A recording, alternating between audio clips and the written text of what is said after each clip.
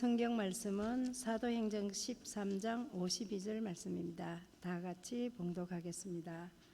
제자들은 기쁨과 성령이 충만하니라. 아멘.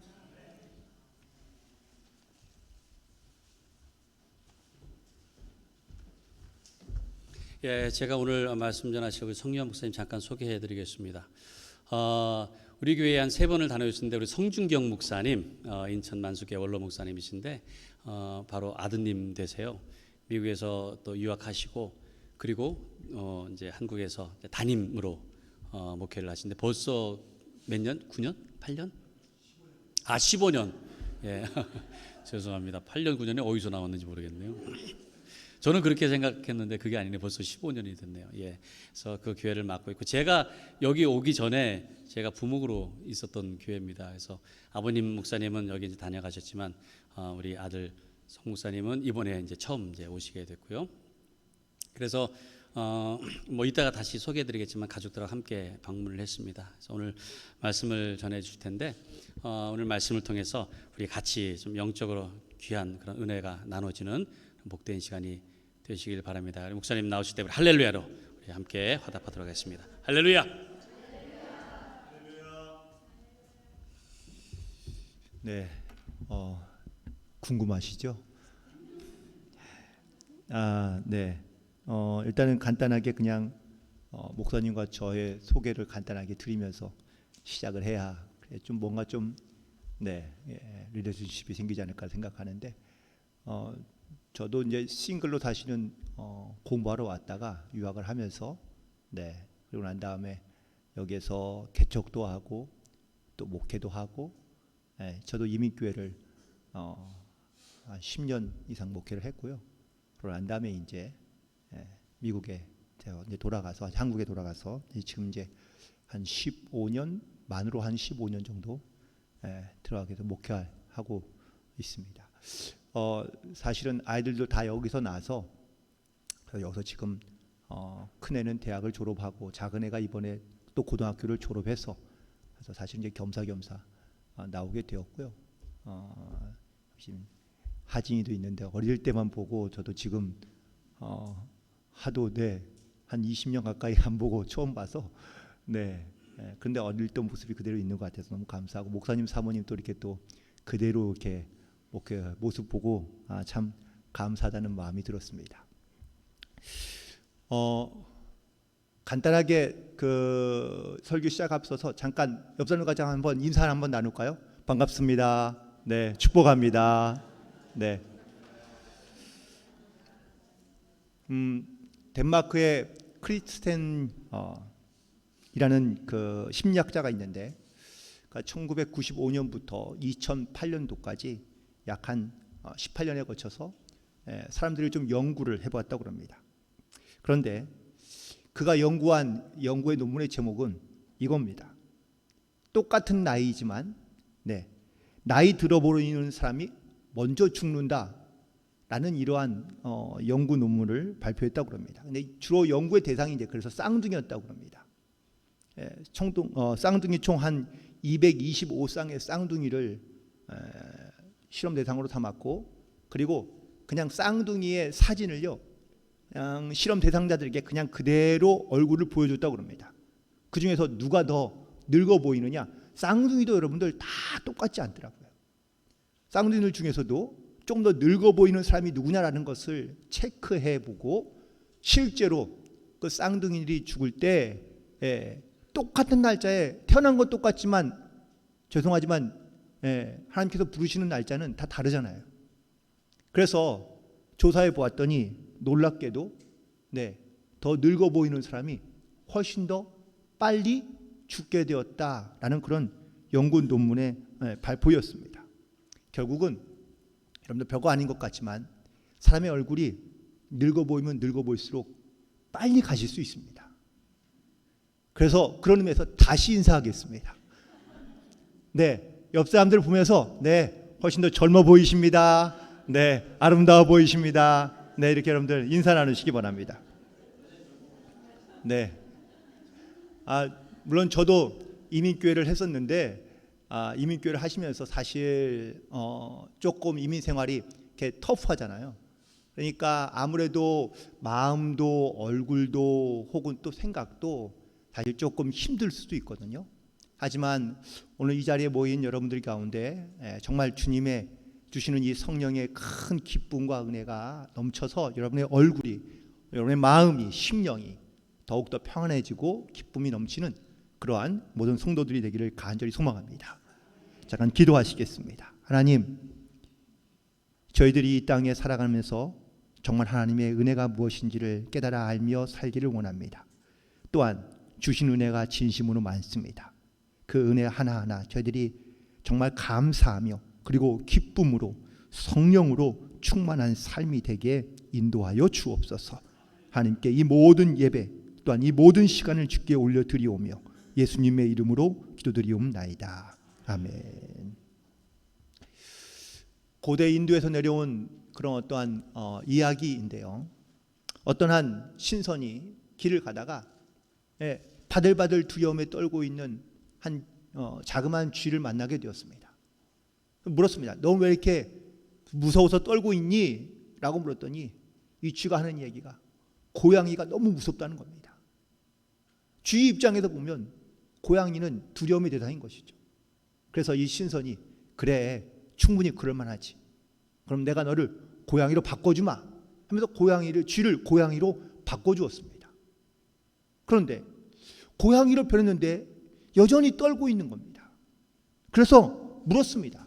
아니, 고양이로 변했는데 왜 아직도 떨고 있니? 라고 물었더니 이번에는 개가 무서워서 그렇다는 겁니다. 그렇죠. 고양이 입장에서는 개가 무서운 겁니다. 그래서 그래, 그럴 수 있지. 그럼 이번에는 내가 너를 개로 바꿔주마 해서 개로 바꿔주었습니다. 그런데 개로 바꿔줬음에도 불구하고 여전히 또 두려움에 떨고 있습니다. 또 물었습니다. 이번에는 왜 떨고 있니? 라고 물었더니 이번에는 호랑이가 무섭다는 겁니다. 그래서 신선이 생각하기를 그래, 기왕에 바꿔줄 거면 모든 동물의 왕인 호랑이로 바꿔주면 얘가 두려워하지 않겠구나 라는 생각이 들어서 호랑이로 바꾸어줬습니다. 얼마나 이제는 두려울 게 없지 않겠습니까? 그런데도 불구하고 호랑이로 변했음에도 불구하고 또 두려움에 떨고 있습니다. 그래서 물었습니다. 아니, 동물의 왕인 호랑이로 바꾸어줬는데 너는 도대체 이제 뭐가 무서워서 떨고 있니?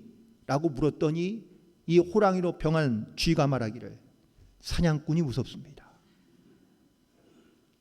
그래서 이 신선이 말하기를 너는 아무리 도와줘도 안 되겠구나. 다시 쥐로 돌아가라 라고 얘기했다는 겁니다. 여러분, 우리가 물론 이 땅에 살아가면서 두려운 일들이 많이 있죠. 하지만 내 모습과 내 생각이 조금 변화되고 달라졌다면 그 달라진 모습으로 우리가 나아가며 살아가야 되지 않을까요? 그런데 우리는 여전히 옛적의 내 모습을 생각하며 살아가는 경우가 많습니다. 쥐였을 때, 고양이였을 때, 심지어 내가 호랑이가 되었지만 지금 내 모습은 전혀 낫지 못하고 여전히 두려움 가운데, 불안한 가운데 살아가고 있는 우리의 모습들을 우리는 쉽게 발견하게 되는 경우가 많이 있다는 겁니다. 그렇다면 내 안에 있는 이런 두려움들을 우리가 이겨내거나 이 두려움들을 우리가 좀 극복하고 싶다면 과연 어떻게 하면 좋을까? 특별히 초대교회 시대, 오늘 본문에서 읽은 아주 짤막한 한 절의 말씀이지만 제자들에게는 기쁨과 성령이 충만했다라고 이렇게 말씀하고 있는데요. 그런데 사실 이런 단어적인 어떤 표현만 보면 그렇습니다. 제자들은 지금 어떠한 상황인지 어떠한 모습인지 우리가 예측할 수 있는데 지금 이들은 무언가 기쁘고 즐겁고 행복한 그러한 상태일까? 실제로 오늘 본문에 있는 말씀을 조금 더 앞부분을 읽어보면 사실은 정반대의 상황입니다. 어떤 상황이냐? 복음을 전했는데 그런데 많은 힘 있는 사람들에 의해서 지금 제자들이 핍박받고 있고 또한 매를 맞고 있고 그리고 고난당하고 있는 상황 중에 있는 거거든요. 그런데 이 상황 중에도 제자들은요, 기쁨으로 성령으로 충만했다라고 말하고 있는 겁니다. 물론 상황이, 환경이 우리의 마음을 어렵게도 만들고 또 힘들게도 만드는 경우가 많이 있습니다. 그러나 그 상황과 환경에서도 두려워하거나 오히려 또 그 어려운 환경 가운데 염려와 근심으로만 나아가는 것이 아니라 오히려 기쁨으로, 담대함으로, 성령으로 충만하여 나아가고 있는 모습들을 볼 수 있는데, 과연 이 시대를 살아가고 있는 우리들에게도 또한 이 상황 속에서도 우리는 이 기쁨과 성령으로 충만하여 살고 있는가라는 것을 다시 한번 묵상해 보게 됩니다. 바라고 원하기는, 사랑하는 우리 새벽교회의 모든 성도님들은 정말 이렇게 주님께서 주시는 기쁨으로 성령으로 충만하여 어떠한 상황과 환경에도 담대함으로 승리하며 살아갈 수 있는 그런 복된 성도들이 되기를 간절히 축원을 드립니다. 그렇다면 오늘 말씀을 묵상합니다. 그러면 우리는 무엇으로 충만하면 좋을까라는 것을 한번 우리가 묵상해 볼 수 있는데요. 그 첫 번째는 오늘 말씀처럼 주 안에서 우리가 기쁨으로 충만한 삶을 살아갈 수 있어야 될 줄로 믿습니다. 빌립보서 4장 4절에 있는 말씀에 보니까 주 안에서 항상 기뻐하라, 내가 다시 말하노니 기뻐하라 라고 말씀하고 있습니다. 또 우리가 가장 잘 아는 말씀 중에 하나인 데살로니가전서 5장 15절에 항상 기뻐하라 라고 이렇게 말씀하고 있지 않습니까? 여러분, 언제 기뻐하시거나 아니면 언제 기뻐할 수 있습니까? 우리가 어떤 기쁨에 대한 정의를 좀 잠깐만 내려보면, 이 기쁨은 나에게 뭔가 즐거운 일 혹은 또 내가 원하는 일, 바라는 일이 이루어졌을 때 우리가 기뻐할 수 있는 거죠. 시험 중에, 고난 중에, 어려움 중에 기뻐하는 사람은 흔치 않습니다. 그러나 여기에 차이가 있는 거죠.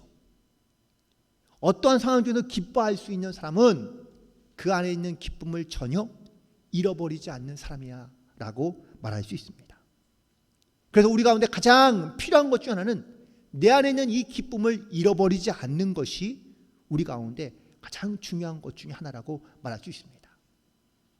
기쁨을 잃어버리지 않는 사람은 내 환경과 내 어떤 고난에 우리가 거기에 몰입하여 염려하며 근심하는 것으로만 끝나는 것이 아니라 그 기쁨이 그 환경을, 고난을 이겨낼 수 있는 그러한 힘의 원동력이 되기 때문입니다. 계시록 2장에 보면 첫사랑을 잃어버린 교회에 대한 비유가 등장하는데, 이 교회는 에베소 교회입니다. 그런데 이 에베소 교회가 잃어버린 첫사랑은 과연 무엇일까요? 단순히 예수님을 사랑하는 마음, 그것이 우리의 이 에베소 교회가 잃어버린 첫사랑이 아니라 교회 안에 기쁨과 성령의 충만함을 잃어버린 게 첫사랑을 잃어버린 겁니다. 여러분, 초대교회 기억하시죠? 초대교회가 어떤 교회였죠? 말 그대로 서로가 서로의 모든 물건을 통용하고 찬양이 있고 기도가 있고 기쁨이 넘쳤던, 그래서 성령으로 충만했던 교회가 바로 초대교회입니다. 근데 에베소 교회가 이 첫사랑을 잃어버린 건 바로 그 안에 있던 기쁨을 잃어버리고 성령의 충만함을 잃어버리기 시작하자 교회가 갈등이 생기고 문제가 생기게 되었다라는 이야기입니다. 그러므로 우리에게 있는 이 기쁨, 그리고 또한 이 성령의 충만함을 잊지 않고 잃어버리지 않고 살아갈 수 있는 그런 모든 성도들이 되기를 간절히 축원을 드립니다. 자, 그렇다면 두 번째는 기쁨과 성령인데, 이 성령의 충만함을 받았다라고 말씀하고 있는데, 에베소서 5장 18절에 있는 말씀에 보니까 바울이 이렇게 권면합니다. 술 취하지 말라. 이는 방탕한 것이니 오직 성령의 충만함을 받으라 라고 말씀하고 있습니다. 목회자들 사이에서 가장 심한 욕이 뭔지 아세요? 성령 받지 않고 목회하는 게 가장 심한 욕 중에 하나입니다. 성령 받았다. 사실 정의하기가 매우 애매한 표현이긴 하지만 성령 받지 않으면 어떻게 우리 목회자가 목회할까요? 성령 받은 것처럼 목회하는 겁니다. 이게 무슨 뜻이냐면 겉으로는 괜찮은 척, 겉으로는 거룩한 척, 겉으로는 정말 신앙과 믿음으로 살아가는 것 같지만 실제는 그렇지 않다는 거예요. 예수님께서 바리새인들을 책망하시지 않았습니까? 왜 책망하셨죠? 외식하는 것 때문에 그런 거거든요. 외식이 뭡니까? 겉으로 보이는 거예요. 즉 내가 신앙생활하고 내가 믿음 생활할 때에도 성령으로 내가 충만하지 않으면 나도 그럴 수 있습니다. 겉으로는 신앙 좋은 척, 믿음 있는 척, 척척하잖아요.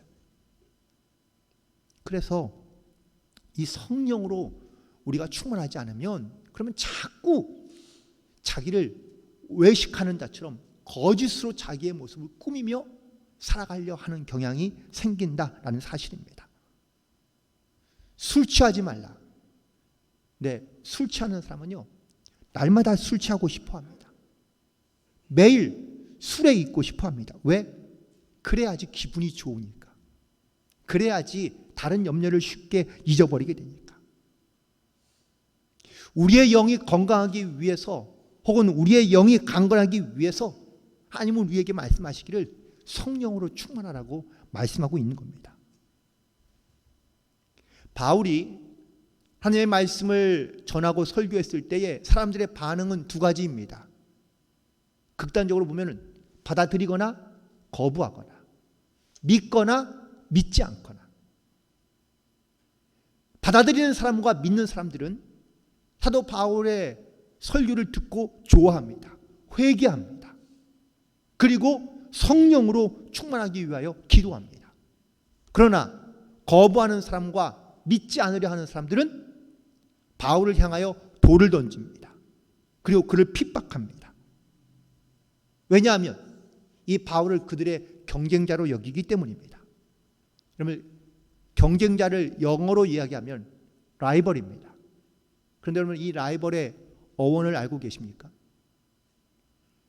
이 라이벌의 시작되는 말은 river라는 말에서 시작합니다. 이 river라는 말에 이 의미가 있는데 같은 강물을 먹고 살아가는 사람들을 바로 한 동네 사람들이라고 말할 수 있습니다. 그런데 라이벌은 같은 동네에서 같은 강물을 마시는 사람들이 자기의 경쟁 상대가 된다라는 이야기예요. 쉽게 설명해 드릴까요? 여러분들, 예술가가 축구 선수를 보면서 시기하고 부러워할까요? 부러워하는 건 있겠죠. 하지만 경쟁 상대는 아니지 않습니까? 저 멋있는 근육을 보면서 야, 정말 멋있는 근육이래. 그러나 그의 경쟁 상대로 삼을까요? 아니요, 그냥 부러움의 대상일 뿐입니다.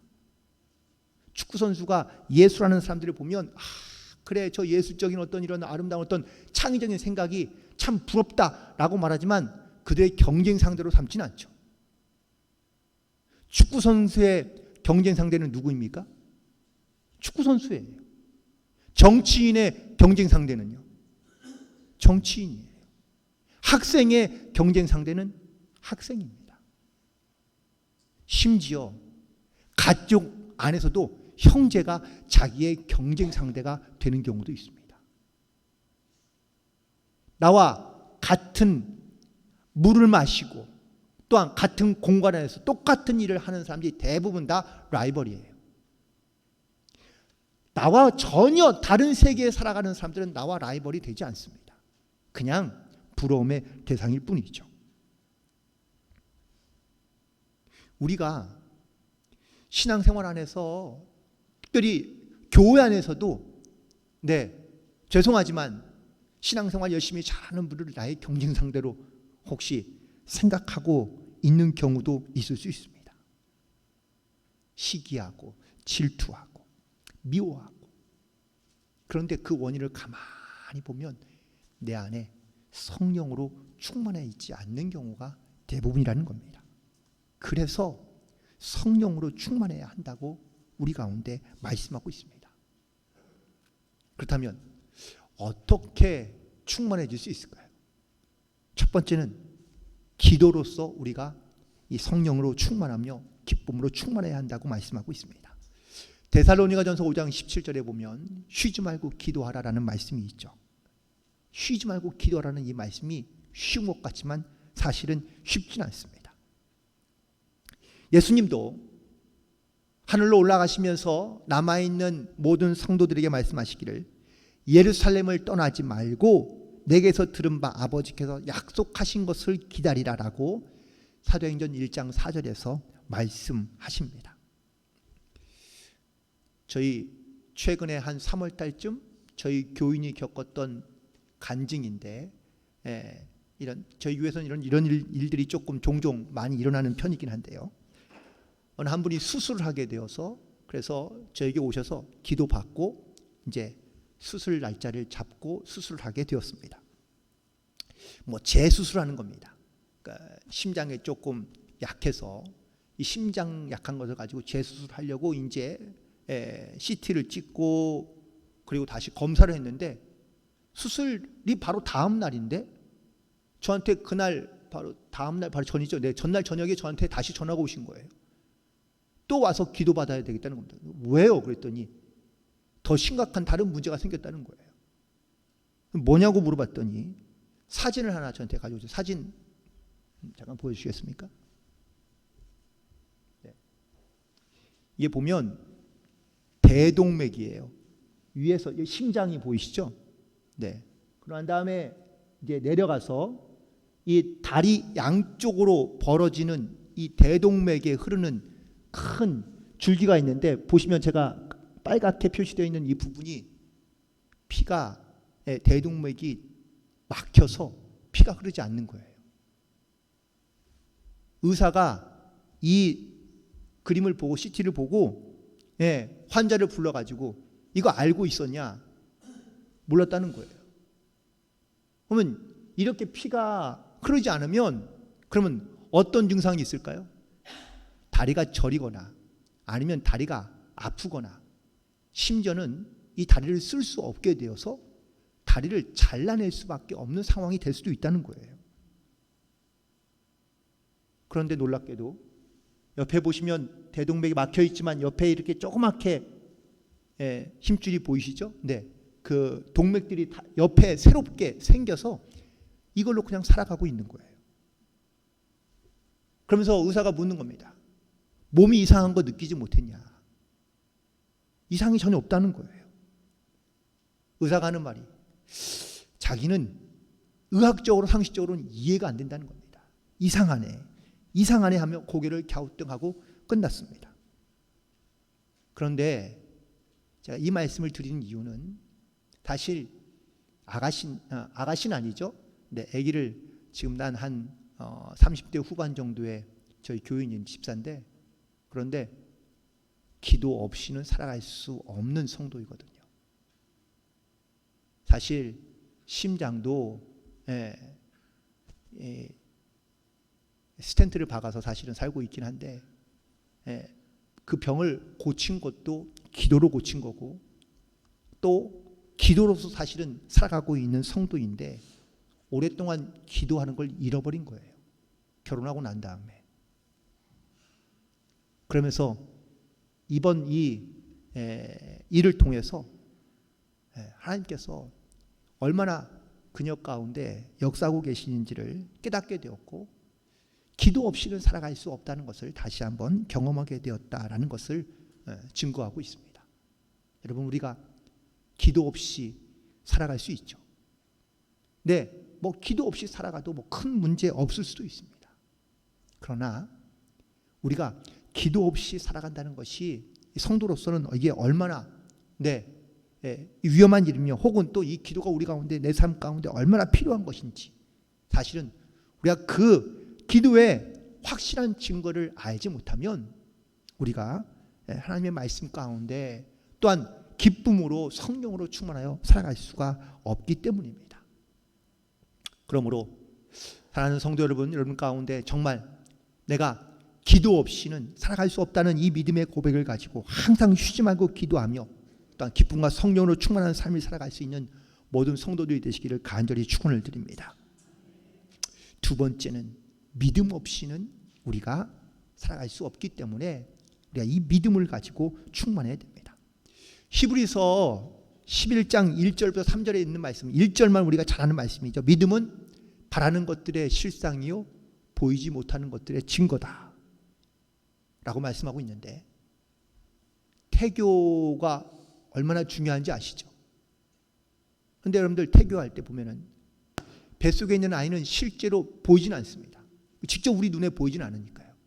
하지만 내 속에 아이가 있다는 것을 내가 알고 있고 믿고 있기 때문에 이 아이에게 내 부모의 목소리나 아니면 또 세상에 어떤 필요하고 좋은 소리들을 들려줍니다. 그러면 이 뱃속에 있는 아이가 음악을 듣거나 소리를 듣고 반응을 보이게 되는 거죠.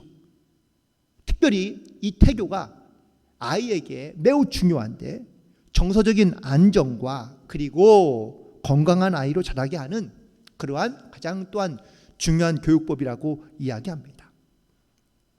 여러분, 이와 비슷하게 믿음, 이 믿음이라는 것 우리가 갖고 있지만, 또 예수님을 우리가 믿으며 살고 있지만, 우리가 직접 눈으로 내가 예수님을 보는 것도 아니고 또한 실제로 내가 예수님을 만나는 것도 아니지만, 우리가 말씀을 통해서 예수님의 음성을 듣고 기도를 통해서 우리가 하나님의 살아계심을 우리가 믿음으로 경험하게 되고 또한 고백하며 살아갈 수 있는 줄로 믿습니다. 그래서 믿음이란 우리에게 너무나 필요하고 절실한 것이죠. 성령이 내 안에 계시는지, 나에게 하나님께서 어떤 말씀을 주시는지, 내가 그 말씀을 믿음으로 받아들이면 그 믿음을 통하여 하나님께서 역사하시고 또한 하나님께서 우리 가운데 운행하시고 인도하여 주시는 줄로 믿습니다. 그러므로 우리가 성령으로 충만할 이유가 바로 여기 있는데, 그것은 바로 내가 믿음으로 말미암아 주님께 더 가까이 나아가며 믿음으로 말미암아 성령이 역사하는 그런 믿음의 증거들을 반드시 우리가 경험하며 고백하며 살아갈 수 있게 하기 때문인 줄로 믿습니다. 그리고 세 번째는 우리 가운데 이 은혜로서 우리가 이 성령으로 충만함을 경험하기를 간절히 소망하는데, 사도 바울도 병이 있었습니다. 그래서 예수님께 기도했죠. 3번이나 기도했습니다. 내 병을 고쳐주십시오. 그랬더니 하나님께서 하신 말씀은 고린도후서 12장 9절에 이 은혜가 내게 족하다라고 말씀하고 있는데, 이 은혜가 족한 줄로 알고 살아가라라는 예수님의 말씀인 것이죠. 그런데 예수님께서 이렇게 말씀하신 데는 두 가지의 이유가 있습니다. 첫 번째는 약하기 때문에 하나님을 의지할 수 있기 때문이고, 두 번째는 그렇게 하나님을 의지하며 나아갈 때 그리스도의 능력이 우리 가운데 머무르기 때문이라고 바울은 고백하고 있습니다. 맞습니다. 우리가 잘나거나 강하면 하나님을 의지하지 않습니다. 약하니까, 부족하니까, 연약하니까. 그러니까 우리가 하나님을 더 의지하게 되고, 또 하나님을 의지할 때 우리가 겸손해지고 온유해지고 온전해지며, 그리고 하나님의 은혜와 능력이, 성령이 우리 가운데 머물며 동행하고 있는 줄로 믿습니다. 그러므로 우리는 이 성령님을 영접하고 또한 받아들이며 또한 그 성령님과 함께 동행하기 위해서 우리는 오늘도 은혜를 구하고 그 은혜 가운데 나아가야 될 줄로 믿습니다. 네, 제가 설교를 하다 보니 시간이 후떡후떡 지나가서 네, 더 이상 더 하면은 안 될 것 같고요. 말씀을 좀 정리를 하겠습니다. 여러분, 운동 경기나 아니면 콘서트장에 가시면 많은 사람들이 그 운동 경기나 콘서트를 즐기고 그리고 떠납니다. 떠나고 나면 뭐가 남을까요? 네? 쓰레기. 맞습니다. 네, 쓰레기가 남습니다. 그것도 엄청난 양의 쓰레기가 남습니다. 그런데 이 많은 사람들이 자기가 좋아하는 것, 자기가 즐기고 싶은 것을 즐기기 때문에 소비적인 것을 생각하며 갔기 때문에 거기에서 마음껏 즐기고 먹고 마시고 그리고는 쓰레기를 다 버리고 가는 것이죠.